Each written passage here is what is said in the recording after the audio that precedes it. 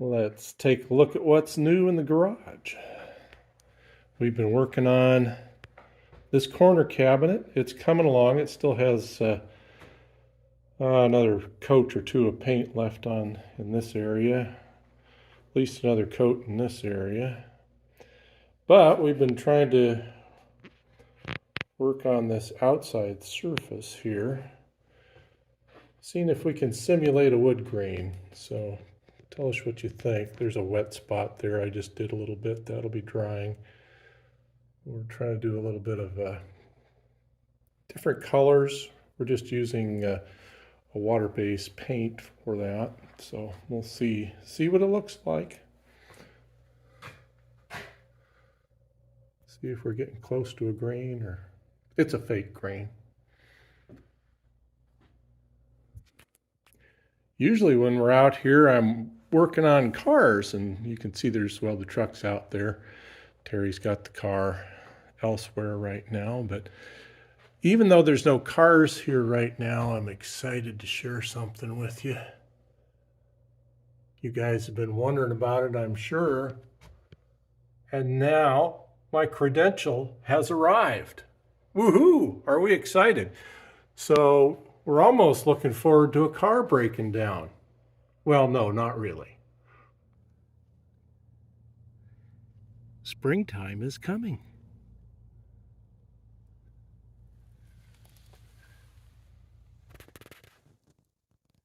I'm on a walk in the forest up behind the house.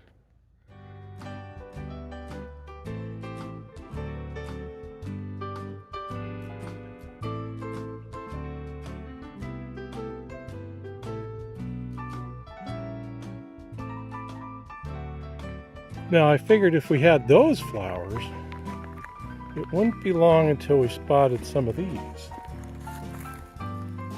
Trillium.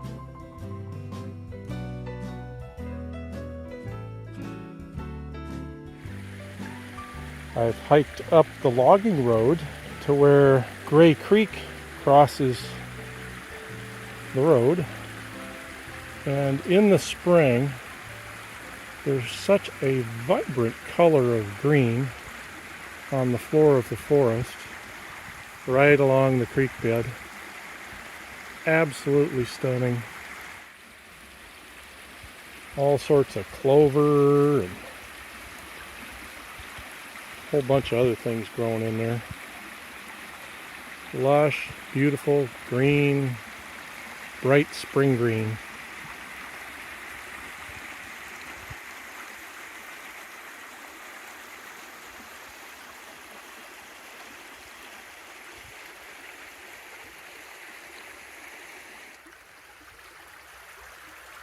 When the folks first moved out here 40 years or so ago, this area on this side of the road was actually a beaver dam. And it was dammed up. I imagine it might have been, 10, 15 feet deep at some points. Right about in here is where the beavers had dammed up the creek. And sometimes when we'd come up here for a walk, you might be lucky to spot one. Oftentimes they'd hear us before we'd be able to spot them, and over would go those big tails, kerplash, so we'd hear them. Right across the road from the beaver dam, there's a pretty little drainage coming down the hill with witty bitty waterfalls trickling down the hillside.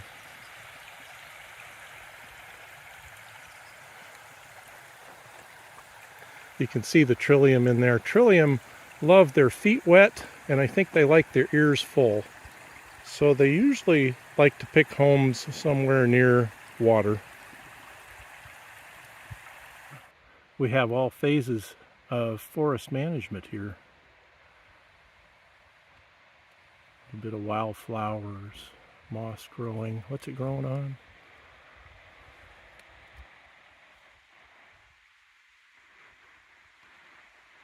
The stump of a tree that's probably way older than me. I mean, the tree certainly was, but I'll bet it was cut down way before my time. And maybe with hand equipment at the time. Could be that old. Could be almost 100 years old. What happened to the beavers down there, you might ask? Well, at some point, forest management decided this wasn't the best place for them, and they trapped them and took them to a new home with happier logging grounds. The logging road crosses a little drainage here. You can hear it babbling away. It's at a point where the road is a kind of a horseshoe turn.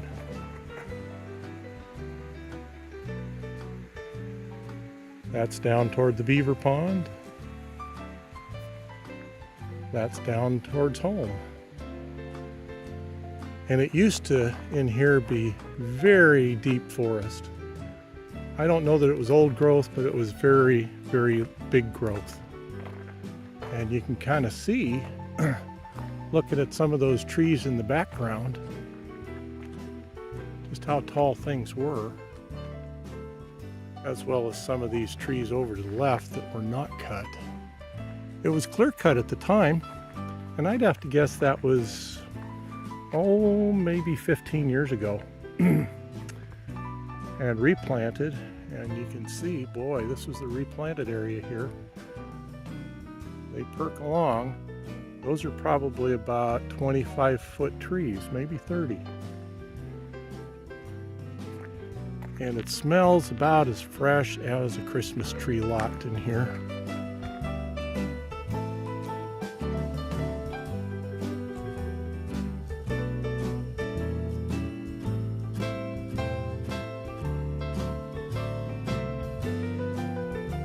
Look at these gorgeous little bearded orchid thingies that are about as tall as my hand, my finger. We're on the downhill side of our walk now, heading back to the farm. Thanks for coming along today. I'm out here today working on, in a beautiful spring day, working on this pile of wood chips here. Now, some of you might remember a couple of years ago that we had some trees cut down out behind the house, dead trees, a couple of years ago, and here out in front of the barn we had some stumps ground and some old logs ground up. Anyway, they ground all that stuff up. Well, the stuff that wasn't big enough for firewood anyway, and left this fairly significant pile behind us, which I've been using for, since that time, almost 2 years for bedding in the barn for the animals. But it is starting to decompose. In fact, I would say it's probably about 3.5 feet tall pile now. It's probably decreased in size a good 2 feet since they put it there, so it's starting to decompose. So I'm going to use it up and spread it down in the vineyard and on the blackberries, spread it on the rose. All those plants will like that over time. Plus it'll serve as a good mulch and hopefully weed barrier. Now some people say, Larry, why don't you make life a little easier on yourself and get yourself one of them fancy hydraulic front loaders, so this pile wouldn't be so darn much work that way? Well, I'll have you know, I have just that fancy hydraulic front loader. Okay, so first of all, here's my front. Here's my loader. How about that? Front loader. Yep. And you say, well, okay, where's the hydraulics? For when I get pooped out, here's my hydraulics. In fact, it looks to me like I'm leaking hydraulic fluid all over my shirt at this point. I got 2 rows done. Got all the raspberries and blackberries down here. And 1 row of grape and 3 left to go. So I'll just whittle away at that as these nice spring days come up. Things are a-buzzing here at the farm. We have pears in bloom.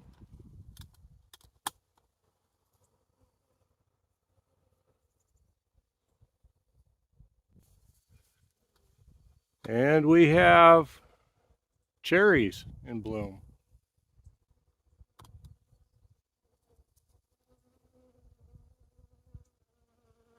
And we got bees a-buzzing.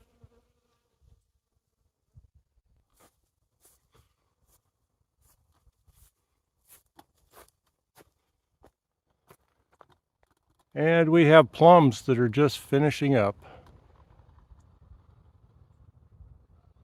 I think the bees have left them a while ago.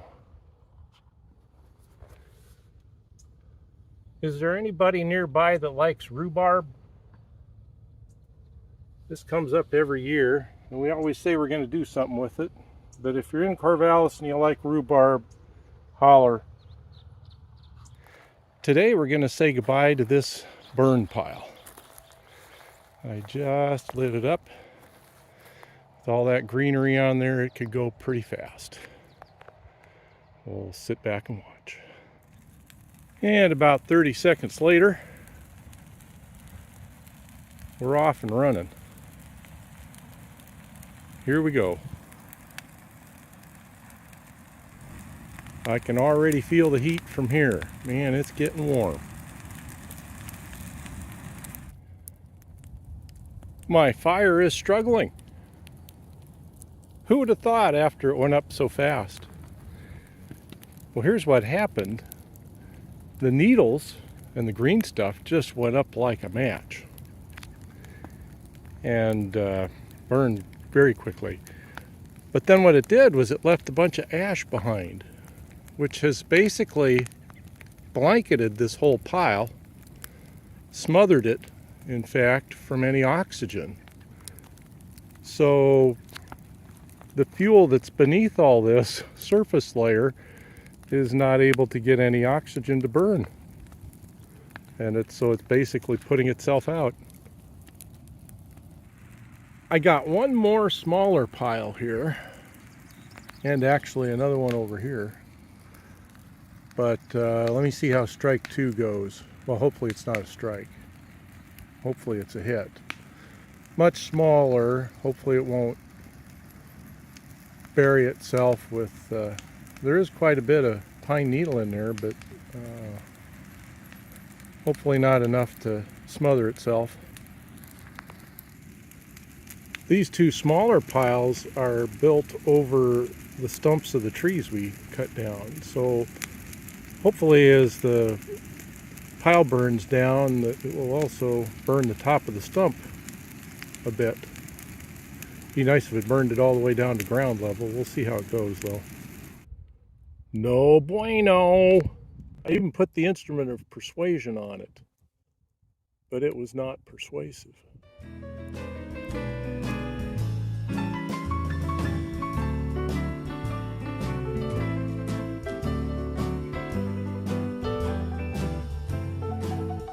Here we are a week later, and I'm at the burn thing again. You could call me a glutton for punishment, but I don't know, maybe this pile will go. A little bit drier sticks maybe? Let's find out. It looks like we're gonna make it this time. Oh boy, finally get to score 1 in the wind column. That's 1 and 2. I have had to access my fire insurance policy several times, but heck, that's why we get fire insurance, right? You might say it gives the fire a second wind, and a third and a fourth and a fifth maybe. Smoke follows beauty. Roger that. Same day. Okay, I know what you're thinking. Now I'm just getting plain greedy, right? This is a big pile out here. Included a lot of the hedge trimming I did around the yard this winter. So let's just see. We're due for about a week of wet weather. Thinking, well, maybe I could do a twofer, get a couple done before the rain. Yep, get the marshmallows.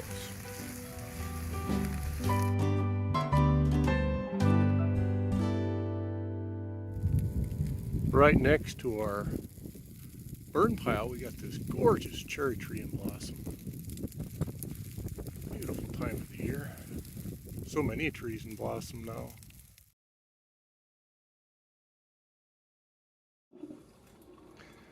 I love the smell of morning.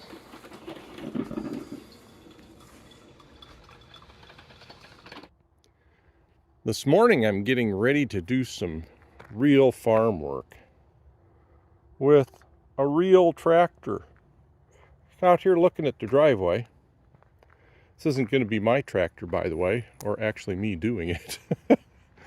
But every couple of years we like to have the driveway drug. It's a gravel driveway. And after a while, it starts getting, we keep it beat down where the tires go. It starts getting a little growth in the middle, which I don't mind so much. But the real reason is we have a little bit of a hill down here where it drops down and meets the county road. And on that hill, the delivery trucks that tend to come up, UPS and so forth, they end up creating some washboard in it. And so we've gotten to the point where it's enough washboard that we thought we'd go ahead and call our guy and get it done. So he'll be out this morning. And the tractor guy is here.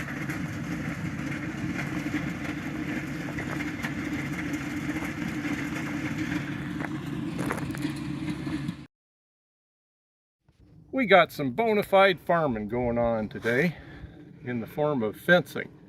But before we do that, we got to do some demo work and a history lesson for you too. This monstrosity back here used to be a shed that the neighbor folks live right next door, probably, I don't know, 20, 25 years ago, gave to Dad. Dad hauled it over, Dad and the guy hauled it over here on skids, put it back up in here. Actually, I'm thinking this is more 30, 35 years ago. Dad had visions of raising pheasants out here, kind of away from the other birds in the barn and all that.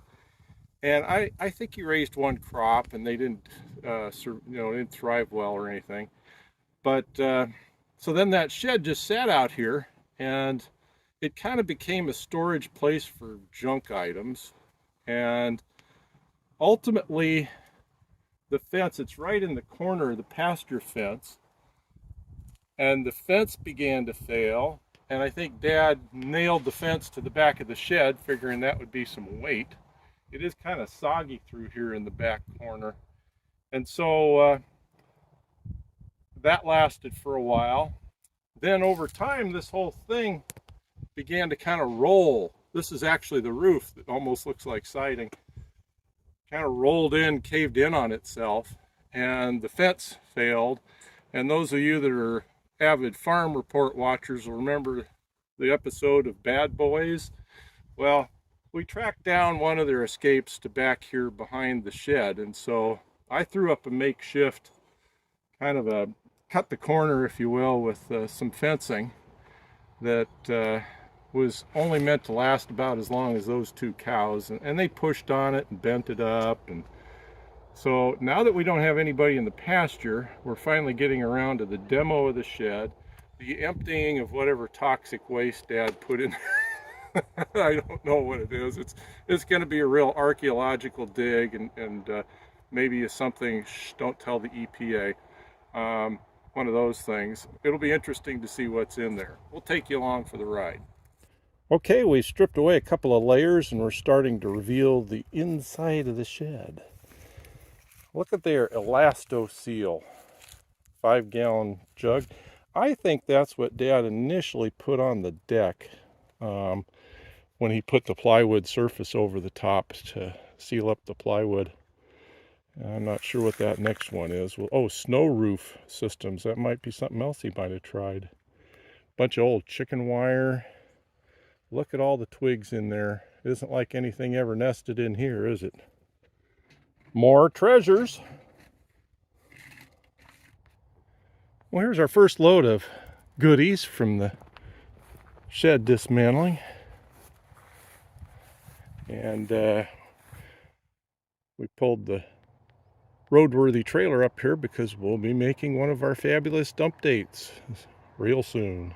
This is beginning to have all the charm of servicing the septic tank. In this case, it might be the rabbit and raccoon or whatever septic tank. This is becoming a animal outhouse in here. Plus, we still got stuff to pull out. For instance, another 5-gallon bucket full of, I don't know, good rabbit manure. There's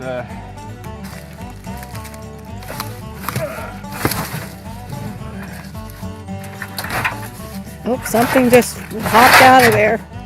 What's that? Something just hopped out of there. Something hopped out of here? Yeah. Oh, something's still living here. Something was still I living hope there. It's not poisonous, whatever it is.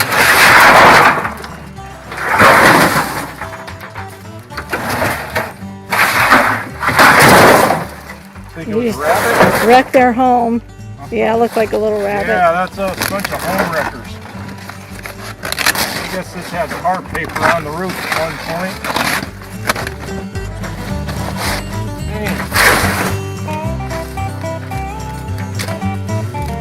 I should have had a hazmat suit on, I think.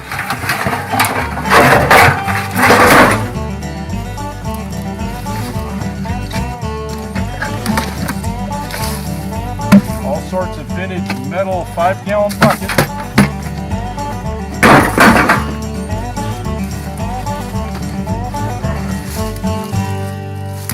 This one's full of rocks, I think.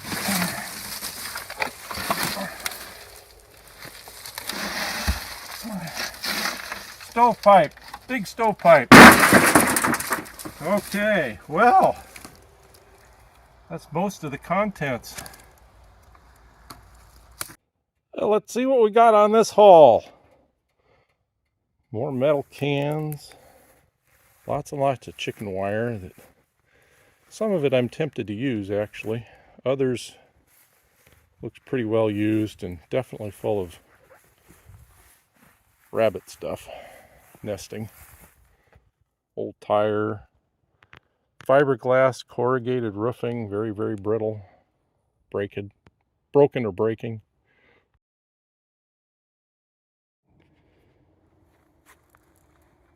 We've made some progress on our second session. We got the whole thing cleared out and down the hill in the trailer. So this is our open corner now.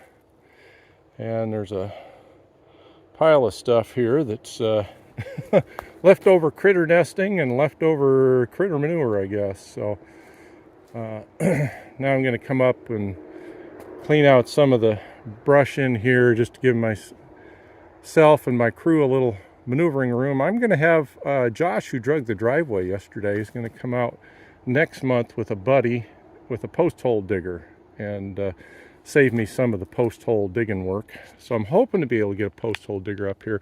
I don't know, this tree is almost right on where the corner post needs to go, so I'm hoping we can get in there behind it and get a hole dug, but we'll see. And here it all is in all of its various components, including the surrounding fencing down up back there in the corner, which we won't be using again, obviously. So all the, must have been 5 or 6, all empty, no toxic waste in the 5-gallon buckets. And I actually did manage to salvage a little bit of the wood siding for maybe some artsy projects. If anybody wants some barn wood for crafty type things. And the 4 corner posts were pressure treated 4x4s, so they kind of came out mostly okay. Hello. Hey, guess who's on the farm report? This part is the unfarm report. This is the inside the farmhouse report. So you took a video of this in progress, right? I did. Okay, so yeah, this is the finished product. And we started putting some of our knick-knack things in there. So the apple dishes belong to the family or my mom's. So I wanted to display them on here. And you recently got, And I got a teacup set from Anastasia right. for my birthday, so Uh-huh. displaying that there. Because we have a display thing over here, but that's full. Yeah. The cups and stuff, so Yeah. That's various ancestors' yeah. teacups up there. But anyway, this is I don't know, did we take a before and after of this? I don't remember. We did if do what so- it was, I don't think when it was in the corner, but Okay. we took it on the workbenches down in the Yeah, garage. And so quite a difference, and we're very, very happy how it turned out. yeah. So this is our faux wood finish, I guess you might say. I shouldn't say it's fake because maybe you wouldn't know.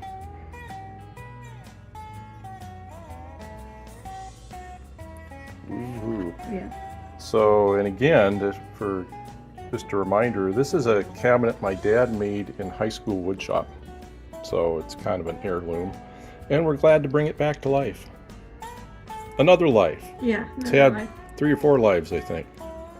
Including once upon a time in my grandfather's garage, holding old oily. Is that right?